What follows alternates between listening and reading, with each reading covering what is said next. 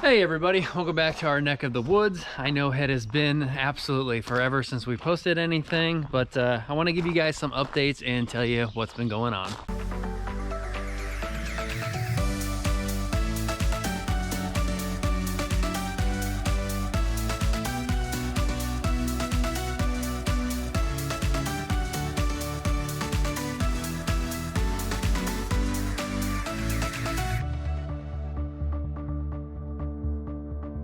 All right, so the first update that I got for you guys is if you came across one of our YouTube short videos, you'll notice we had a few go viral.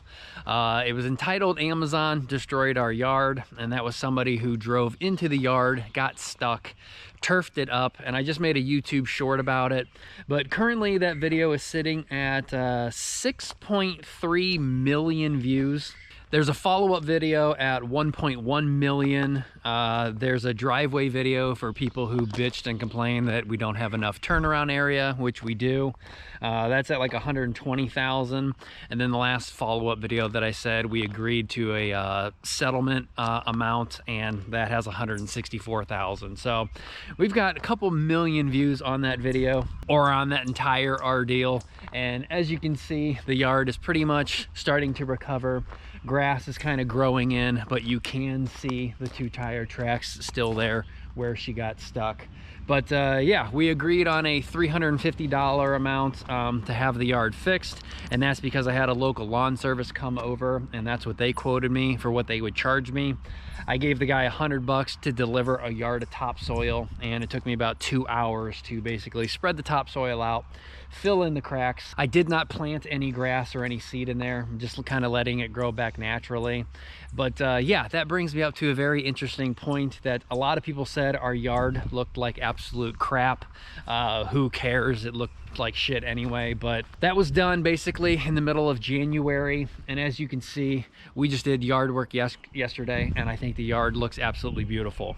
It's not some perfect utopia yard. We basically have just always cut the weeds down, and the grass has basically just kind of naturally done what it's done. We have trillions of dandelions. We have tons of spots that are just 3-leaf clovers. We do not put any pesticides or herbicides or insecticides down. We just let the yard do what it does. But there were tons, again, hateful comments on that the yard looks so bad anyway. It's like a complete mud pit. No, that's just what happens in the middle of January when a bunch of snow melts. And as for us not picking up our leaves, we just don't. We cut them in the spring, we cut them in the fall with the lawnmowers. They basically just do what they do, which is put carbon and nutrients like back into the soil. And yeah, we just let it do its thing all naturally, and I think it looks fine for what it is. And as for the dandelions, we do let those grow. Again, I know a lot of people hate dandelions,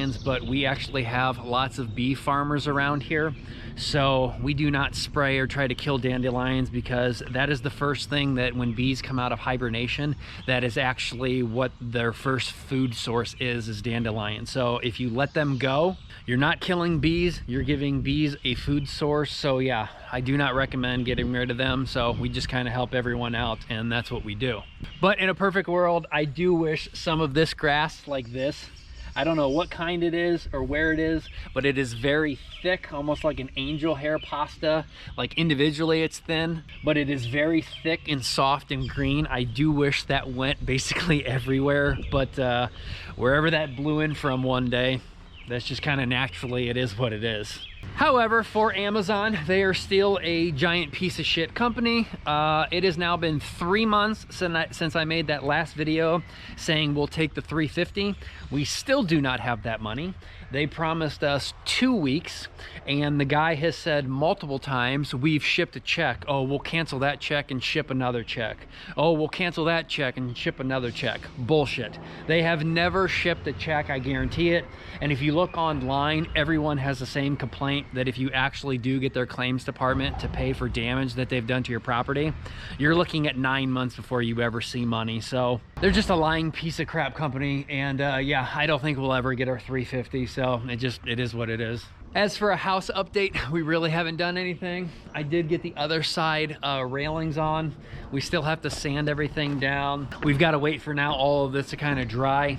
Erin has picked out what deck stain she wants. So before we put any of the kind of like railings up or like down in there, we have decided on stainless steel cable, so I don't get stain on the stainless steel cable. We just have to wait for this to dry out. Erin has picked her color there, so we just need a good week coming up here that we can again sand everything down that we need to, wait for everything to dry out, and then the deck boards, all of that, and down along where we're kind of hiding what's underneath of the porch, all of this will get stained, and then we can finish out our round river rock all the way around, and the front of the house will basically look done, except for the painting. We still need to get a boom lift. We've got to finish gutters over here and over there. We've got to get all that up there painted, and then we've got to get the side of the house painted and everything like that, and then this will actually look like a completed front house finally, minus concrete, whatever we're going to end up doing for a walkway here, and a concrete step to get up onto that the first step of the wood stairs. Now, the reason why we haven't been doing a whole lot to the house is I'm basically back to work full-time. In fact, I'm back to work even working pretty much overtime. The jobs that I work at for internal travel nursing, there's just not been a lot of patients that have been sick lately, especially during the summertime. You see a drop in patient census in the emergency departments. So my one job cut our kind of incentive pay by over, actually at $20 an hour. My other job cut it $10 an hour.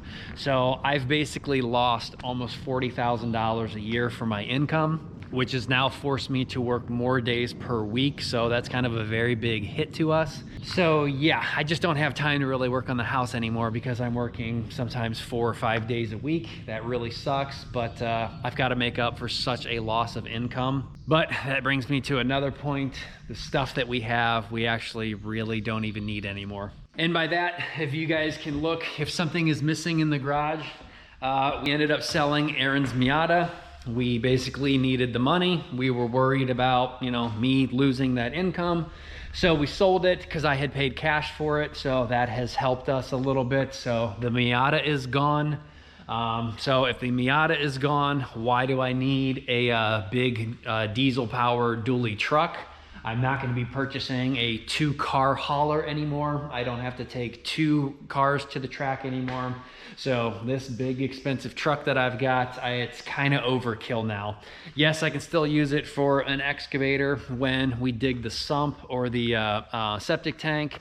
I can still use it to go pick up the boom lift again to get up over 30 feet to get the side of the house painted and everything and the gutters. But after that, this truck is pretty much overkill. Diesel fuel sucks. It is still more expensive than even freaking premium.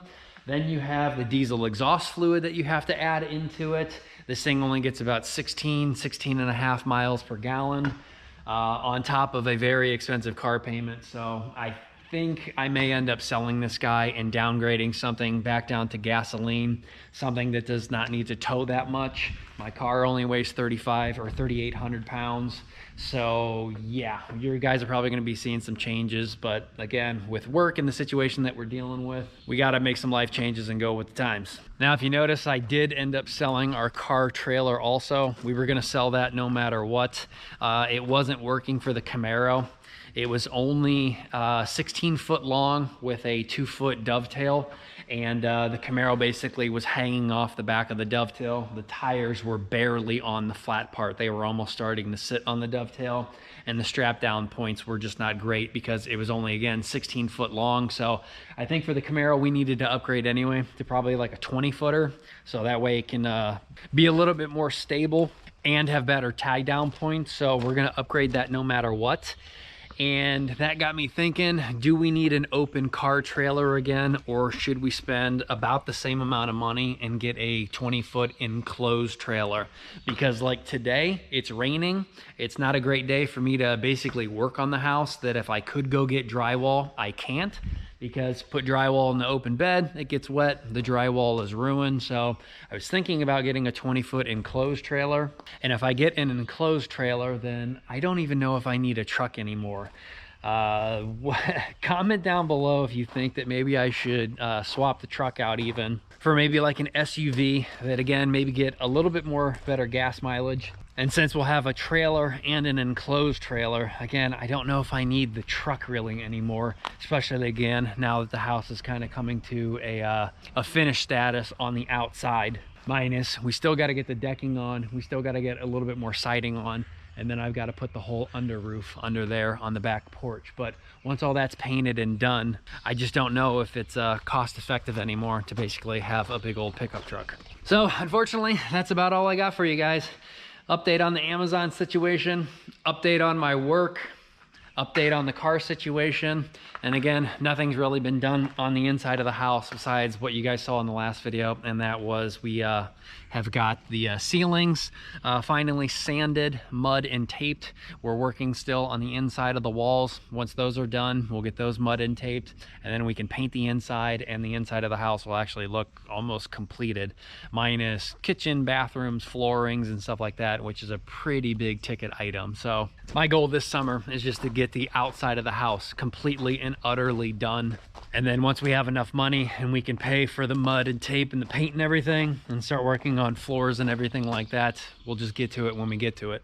But if you guys want to help us out a little bit, we still have some t-shirts left that say Neck of the Woods NW on the front, and on the back when we established our Neck of the Woods. So if anyone wants to pick up a t-shirt, just go ahead and message us and we can send you one. Let me know what you think, if we should go ahead and get a SUV. Definitely downgrading, but should we get an SUV or should I stick with a gasoline powered truck? Let me know if there's anything else that you want to see or anything else that you want to talk about, and we'll go from there. But until then, I will see you guys next time, and I hope everyone takes care.